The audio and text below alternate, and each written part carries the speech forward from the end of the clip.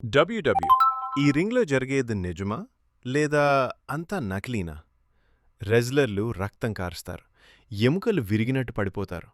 అసలు ఇది నిజమైన ఫైటా లేదా ఒక పెద్ద మోసమా? ఈ వీడియో చివరి వరకు చూడండి, నిజం మీకే షాక్ ఇస్తుంది. డబ్ల్యూడబ్ల్యూఈ అంటే ఏమిటి? ముందుగా ఒక విషయం క్లియర్గా తెలుసుకోవాలి. డబ్ల్యూడబ్ల్యూఈ అనేది సాధారణ రెజ్లింగ్ పోటీ కాదు. ఇది ఒక స్పోర్ట్స్ ఎంటర్టైన్మెంట్ షో. అంటే ఫైట్ జరుగుతుంది, కానీ కథ, హీరో, విలన్, గెలిచేవాడు, ఓడేవాడు ఇవన్నీ ముందే నిర్ణయించబడతాయి. డబ్ల్యూడబ్ల్యూఈ నకిలీనా?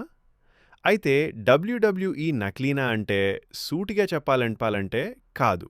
కానీ ఇది స్క్రిప్టెడ్. అంటే ఎవరు గెలవాలి, ఎప్పుడు అటాక్ చేయాలి, ఎప్పుడు రివెంజ్ తీసుకోవాలి ఇవన్నీ స్క్రిప్ట్లో ఉంటాయి.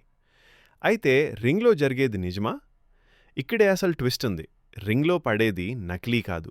రింగ్ కింద మృదువైన మెత్తె ఉండదు, అది స్టీల్ మరియు గట్టి కలపతో తయారు చేస్తారు.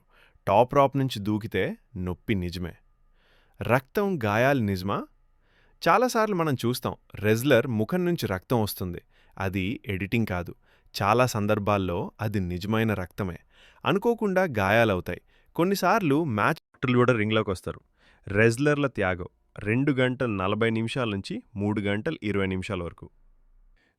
ఈ రెజ్లర్లు రోజుకు 6 నుంచి 8 గంటలు ట్రైనింగ్ చేస్తారు. చాలామందికి నీ సర్జరీలు, బ్యాక్ పెయిన్, మెడ సమస్యలుంటాయి. కెమెరా ముందు నవ్వుతారు, కానీ నిజ జీవితంలో నొప్పితో జీవిస్తారు. డబ్ల్యూడబ్ల్యూఈ ఎందుకంత పాపులర్? మనకి సినిమాలు ఎందుకు ఇష్టం? కథ కోసం, ఇమోషన్ కోసం. డబ్ల్యూడబ్ల్యూఈ కూడా అంతే. చివరిగా ఒక లైన్లో చెప్పాలంటే, డబ్ల్యూడబ్ల్యూఈ నకిలీ కాదు. WWE scripted entertainment. కానీ నొప్పి నిజం, ప్రమాదం నిజం, త్యాగం నిజం, హార్డ్ వర్క్ 100% నిజం. మీ అభిప్రాయం కామెంట్లో చెప్పండి. వీడియో నచ్చితే లైక్ చేయండి. ఇలాంటి నిజాలు తెలుసుకోవాలంటే ఛానల్ని సబ్స్క్రైబ్ చేయండి.